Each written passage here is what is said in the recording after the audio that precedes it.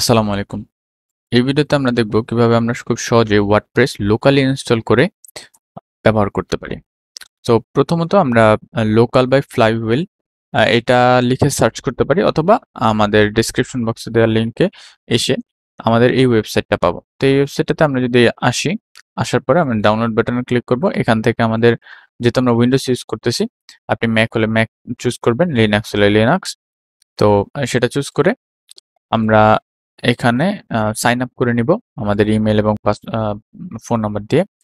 Sign up করে নেওয়ার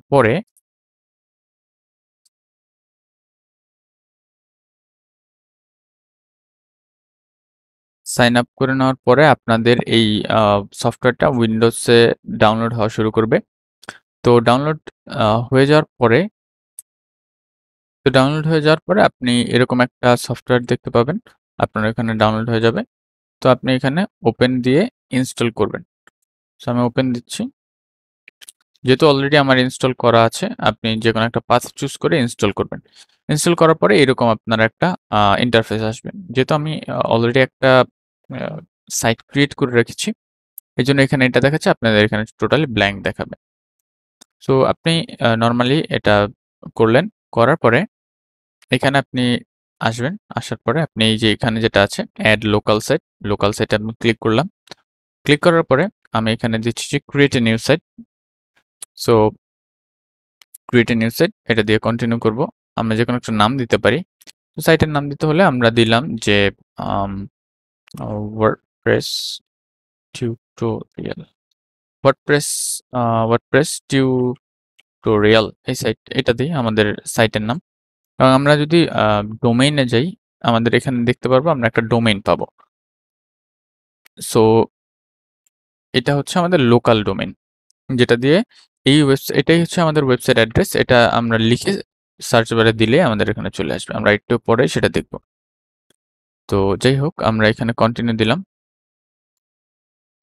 এবং প্রিফার্ড বলছে যেরকম আছে সেরকম থাকুক, আমাদের কিছু করতে হবে না। ইউজার নেম আর পাসওয়ার্ড দিতে হবে। সো আমরা এই ইউজার নেম যেকোনো একটা দিতে পারি। তো আমরা আপাতত খুব বেসিক দিচ্ছি রুট এবং রুট বা অ্যাডমিন যেকোনো একটা দিলেই হয়। আর এখানে ইমেল যেকোনো একটা দিলেই হবে, সমস্যা নেই। এবং আমরা কি মাল্টি সাইট চুজ করতে চাই কিনা? আমরা চাই না। তো অ্যাড সাইট দেই। এখানে হালকা একটু সময় নেবে। এটা হচ্ছে আপনার পিসির কনফিগারেশন এর উপর ডিপেন্ড করে যে এটা কতটা সময় নেবে। সো এখানে যেটা আসছে সেটাকে আপনি ইয়েস করে দিবেন। হোস্ট রিডিরেকশনটাকে ওরা এপ্লাই করতেছে। আর আপনার ওয়ার্ডপ্রেস ডাউনলোড করে ওই ফোল্ডারে ইনস্টল করার থেকে শুরু করে সবকিছু একটা এনভায়রনমেন্ট সেটআপ যেটা সেটা এখানে করে দিবে। তো এখন ওয়ার্ডপ্রেসটা এড হচ্ছে। সো আমাদের এই ওয়ার্ডপ্রেস সাইটটা অলরেডি ক্রিয়েট হয়ে গেছে। সো এখন আমাদের এখানে ওই যে উপরের দিকে দেখা যাচ্ছে যে আমাদের সাইটটা কিন্তু অলরেডি লাইভ আছে। এজন্য আমরা স্টপ করার অপশনটা পাচ্ছি। এবং আমাদের এখানে এই যে এখানে দেখা যাচ্ছে এটা একটা সবুজ বাতি জ্বলছে।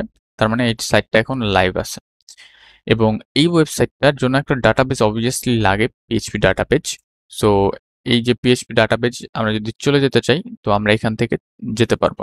হ্যাঁ, ওপেন অ্যাডমিনার দিকে। আর হচ্ছে আমাদের এসএসএল, এখানে এসএসএল সার্টিফিকেট আছে। আমরা চাইলে এটা ট্রাস্ট করতে পারি, ইয়েস দিতে পারি। তাহলে আমাদের সাইটে একটা এসএসএল ক্রিয়েট হয়ে যাবে। তারপরে হচ্ছে এখানে আমাদের ওয়ার্ডপ্রেস ভার্সন দেখাচ্ছে। আমাদের হচ্ছে Xdebug, এটা হচ্ছে অনেক সময় প্রয়োজন হয় যদি আমাদের সাইটে কোনো vulnerability থাকে বা আমরা ওয়েবসাইটটার ফ্রন্ট এন্ড থেকে যেতে না পারি, তখন গিয়ে আমাদের ডিবাগিং অপশনটা চালু করতে হয়। আর হচ্ছে ওয়েব সার্ভার বা এই জিনিসগুলা এরকমই থাকবে। আমাদের এগুলা চেঞ্জ করার দরকার নাই। আর এটা হচ্ছে আমরা জানি ওয়ার্ডপ্রেসে অলরেডি আম আ ডাটাবেসটা থাকে secure database. So MySQL add করা আছে এখানে। এবং আমরা যদি টুলসে যাই, এখানে কিছু জিনিস পাবো। অ্যাকচুয়ালি এখানে আরো কিছু জিনিস মানে ইউজ করা যায়, যেটা অ্যাকচুয়ালি ওরা পেইড এর ক্ষেত্রে বলে। বাট ওগুলো আমাদের এখন প্রয়োজনই নেই। সো আমাদের এই ওয়েবসাইটটা লাইভ আছে। আমরা WP অ্যাডমিন এ ক্লিক করব। সো এখানে আমাদের আ ওই WP অ্যাডমিন এ ক্লিক করলে আমাদের এখানে চলে আসবে। আমরা যদি এই WP অ্যাডমিনে ক্লিক করি তাহলে আমাদের এইখানে নিয়ে আসবে। সো এখন আমাদের ইউজার নেম কি ছিল? আমরা একটু আগে দিয়ে আসছি রুট এবং পাসওয়ার্ড ছিল রুট। আ যেহেতু আমরা লোকালি কাজ করতেছি সো এইরকম ইউজার নেম আর পাসওয়ার্ড দেওয়াটা খুব ইজি এবং কাজ করাও ইজি। বাট এটা আমরা লাইভ সাইটে কখনোই করব না।